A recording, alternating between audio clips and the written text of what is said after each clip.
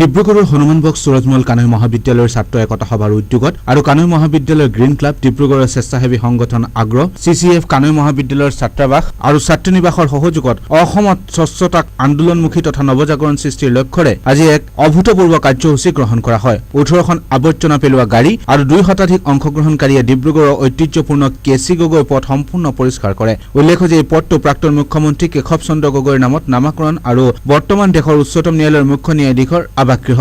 পথটো দীৰ্ঘদিন ধৰি অপৰিষ্কাৰ হৈ থকাৰ ফলত ৰাইজৰ মাজত প্ৰতিক্ৰিয়াৰ সৃষ্টি হৈছিল, য'ত একতা সভাৰ উদ্যোগত বিগত দেওবাৰে এই পথটোৰ একাংশ পৰিষ্কাৰ কৰা হয়। ডিব্ৰুগড় চহৰৰ লগতে সমগ্ৰ অসমক পৰিষ্কাৰ পৰিচ্ছন্ন কৰি ৰখাৰ লক্ষ্যৰে আজি পুৱা 7 বজাৰ পৰা 10 বজালৈ কানৈ মহাবিদ্যালয়ৰ সন্মুখৰ পৰা থানা চাৰিআলিলৈকে প্ৰায় 2 কিলোমিটাৰ জোৰা পথ পৰিষ্কাৰ কৰি স্বচ্ছতাৰ এক অভূতপূৰ্ব কাৰ্যসূচী হাতত লোৱা হয়। উল্লেখ্য যে আজিৰ স্বচ্ছতাৰ ব্যাপক কাৰ্যসূচীত 18খন জাবৰ পেলোৱা গাড়ীকে ধৰি প্ৰায় 200ৰো অধিক ব্যক্তিয়ে অংশগ্ৰহণ কৰে। কাৰ্যসূচীত ডিব্ৰুগড় জিলাৰ ব্ৰেণ্ড এম্বেছাডৰ পৰাগজ্যোতি বৰুৱা উপস্থিত থাকি কাৰ্যসূচীত অংশগ্ৰহণ কৰে। অহা দেওবাৰে ইয়াতকৈ দুগুণ গাড়ী আৰু মানুহৰ সহযোগত ডিব্ৰুগড়ত স্বচ্ছ সজাগতা কাৰ্যসূচী অনুষ্ঠিত কৰিব বুলি ছাত্ৰ একতা সভাৰ সাধাৰণ সম্পাদক বিকাশ মিছঙে জানিবলৈ দিয়ে কয় যে কানৈ মহাবিদ্যালয়ৰ প্ৰায় স্বচ্ছতা আন্দোলন তীব্ৰভাৱে অসমত গঢ়ি তোলা হ'ব।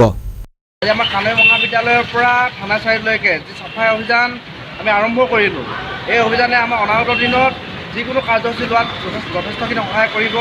লগতে এই জগতে মই সমগ্ৰ অসমবাসীলৈ এটা অনুৰোধ জনাব বিচাৰিছোঁ, আহ্বান জনাব বিচাৰিছোঁ, আপোনালোকে নিজ নিজ এলেকা আপোনালোকে চাফা কৰি ৰাখক, পৰিষ্কাৰ কৰি ৰাখক।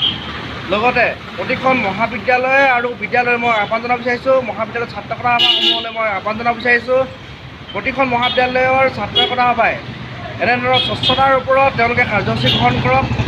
লগতে বিদ্যালয়সমূহৰ ছাত্ৰ ছাত্ৰীসমূহে তেওঁলোকে স্বচ্ছতাৰ ওপৰত তেওঁলোকৰ অঞ্চলসমূহ কেনেদৰে পৰিষ্কাৰ কৰিব পাৰি ইয়াৰ ওপৰত তেওঁলোকে কাৰ্যসূচী গ্ৰহণ কৰক। যদি তেনেকুৱা ধৰণৰ কাৰ্যসূচী গ্ৰহণ কৰে তেনেহ'লে অনাগত দিনত আমাৰ অসমখন ভাৰতবৰ্ষৰ লগতে বিশ্বত আটাইতকৈ পৰিষ্কাৰ ৰাজ্য হ'ব বুলি মই ভাবোঁ।